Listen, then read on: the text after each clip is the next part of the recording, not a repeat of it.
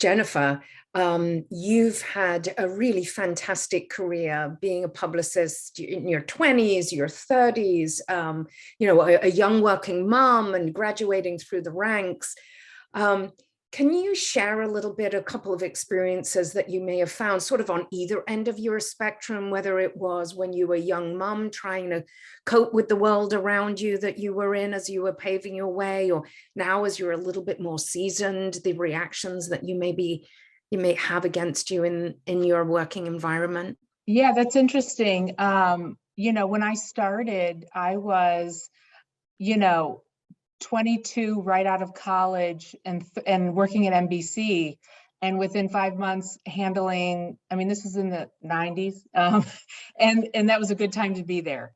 And handling big top 10 shows, and people are like, wait, how old are you? And you get this hotshot reputation, and people can't believe you're only 22. And so you're riding this high, and then you start to get older and older. And of course you're a hotshot, you should be, you're 30, you've been doing this 8 years, and so the bloom is off the rose, and you work your way up. And then the reality is, and I think my fellow panelists would agree, women are amazing and we know what we're doing, but it is still tough business out there getting the men on board to understand that, yes, we are a threat.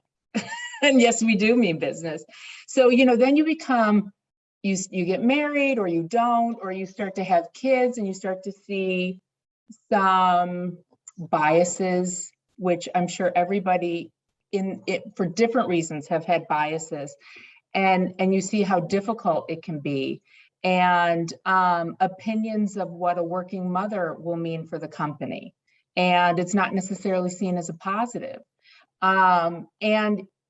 It's unfortunate, but you do have to just sort of, there's a part where you keep the blinders on just to get the job done. And, my father, may he rest, always had said to me, kid, just show up and do the job and you'll look like a genius, because so many people are phoning it in.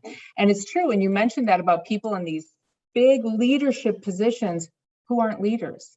They want the title and they want the power, but they're actually not leading, and they're not powerful because they're not affecting any change. So I just have always been like, what's my goal? And, now I'm 27 years in and, it's exciting. I was getting to this point where I was getting bored, and I was like, this can't be it. I just don't know what this is. And decided very late in my career, or midway, that I just needed to do a sharp left. And so I moved into a different area of the business completely. The academy is other level on so many fronts. And I'm now in the job that I love the most out of my whole career. And I never thought I'd be able to say that. So, you have to sort of just do the work. And if you're really doing the work and you're elevating your voice because you're doing that work well, you just sort of stealth bomb your way through it. And before you know it, it's true, and you just work your way through, and then people are listening and people invite you to conversation. And, my job isn't just head of comms. It's you're advising, you're giving opinion on things that have nothing to do with comms, because everything eventually has to do with comms. Everything comes back to, what are we saying inside? What are we saying outside? So my recommendation is just, you do you. And I'm also careful what I share in the office. So that's my little nugget of. That's great. It's obviously served you well. Congratulations for finding such a fulfilling job. It's wonderful.